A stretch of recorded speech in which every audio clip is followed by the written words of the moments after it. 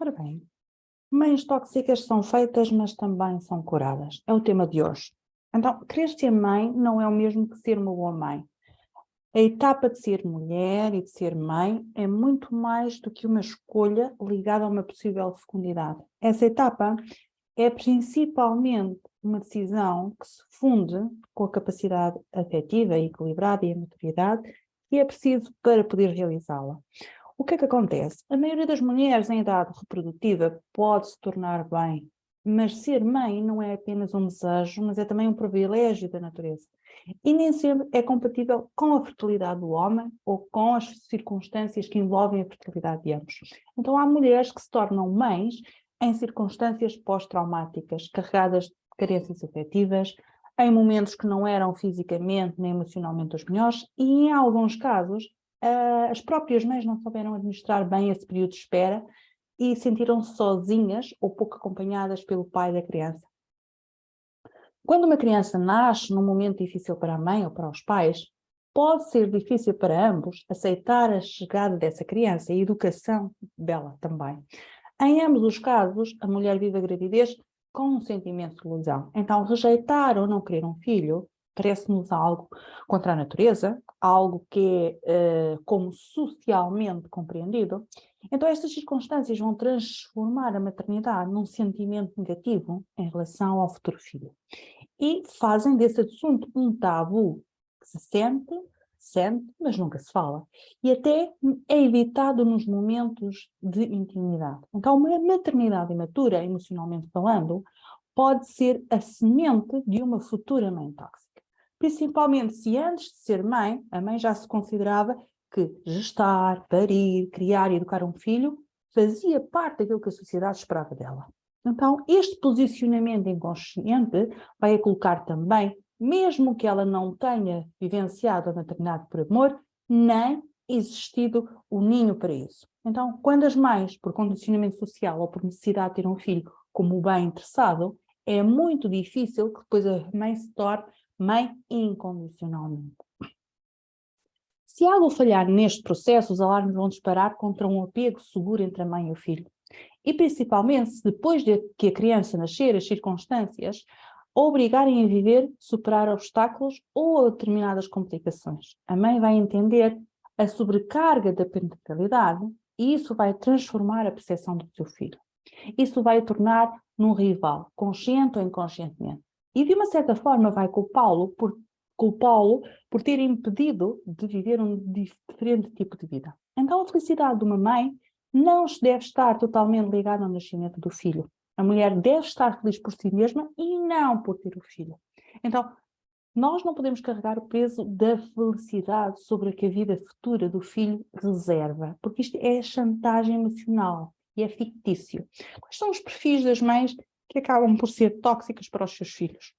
Mulheres com uma imaturidade afetiva, traumas, transtornos psicológicos, problemas de infância, mulheres narcisistas, onde não há espaço para um filho entre as suas necessidades e os seus desejos, mulheres que estão amarguradas e frustradas numa relação, mulheres que se casam sob pressão porque já estão grávidas, mulheres insatisfeitas e profundamente infelizes com a vida que levam fora da maternidade. Então, cada um destes aspectos vai manifestar uma toxicidade de maneira diferente. Alguns farão isso com comportamentos egocêntricos e verbalmente ofensivos, outros podem desenvolver sentimentos de inveja da beleza ou do sucesso dos filhos, e eles vão mostrar sentimentos de culpa permanente por terem tido filhos. Ou então podem ter a necessidade de manipular a realidade até aos limites da crueldade. E a pior dessas situações é que os próprios não sabem, os filhos, que são vítimas dos cenários que as suas mães acabam por construir. Consequentemente, esses perfis de mulheres e de mães acabam por sobreviver muito isolados, muito incompreendidos. A realidade é que eles tentam projetar as suas próprias frustrações na vida dos filhos, até encaixá-los no modo de que elas precisam para se sentirem bem. Logicamente, nem sempre esse molde vai coincidir com o potencial do filho.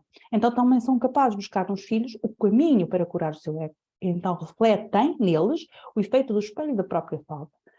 As mães que não amam tornam-se vítimas dos filhos e acabam invertendo os papéis para que o filho acabe por servir e cuidar da mãe e não o contrário. Então é o amor que elas não dão, elas vão exigir na direção oposta. Como consequência destes cenários, e fruto de uma mãe que não soube amar os filhos de forma saudável e incondicional, vão surgir filhos inseguros, com falta de autoestima, com tendência ao perfeccionismo brutal. Em suma, uma relação de apego é construída com base no vazio emocional deste vínculo primário. Então, sem uma relação mãe-filho saudável e equilibrada, e ao mesmo tempo autónoma, vai fazer uma quebra em todos estes aspectos da criança. Por outro lado, o filho vai reconhecer que a falta de amor da mãe o leva a ter sérias dificuldades de intimidade emocional e relacional com outras pessoas. A falta de um amor materno natural produz nos filhos um sentimento de medo ou abandono. Por isso, surge no filho a necessidade de buscar alguém que o ame permanentemente, já que ele nunca se sentirá amado o suficiente e só haverá valor no que faz e não aquilo que é. Então, uma criança indesejada vai viver sempre num círculo crónico, que vai da infelicidade sem motivo aparente à dependência permanente de alguém. Então, estes tipos de mulheres, até podem ser mulheres com sucesso social impecável, mas são, entre aspas, fantasmas vivos por dentro. São uma fachada de um reconhecimento externo, com uma solidão afetiva que impede de amarem e de serem amados, inclusive de amar os próprios filhos.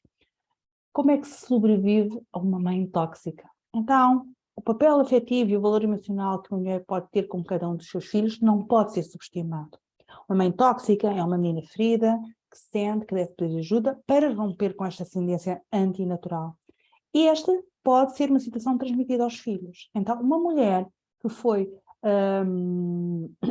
prejudicada na infância, que teve trauma, a não ser que tenha um grave transtorno de capacidade, de personalidade, tem a capacidade de escolher ser livre e protagonista da sua própria vida afetiva e relacional. E não se deve acomodar com esse lugar. Então, qualquer pessoa, não tendo essa patologia, pode e deve procurar ajuda. Se a falta de infância veio de um pai ou de uma mãe que não te amou, é preciso aceitar que nós não escolhemos nossos pais, nem a nossa mãe nos escolheu. Portanto, vamos tentar eliminar o determinismo entre a vida de cada filho e de cada mãe que não amou. Então, começar a reparar aqui esta distância emocional com o passado, mas no presente, em que a própria mãe possa curar a sua ferida, não projetando essa ferida nos seus próprios filhos.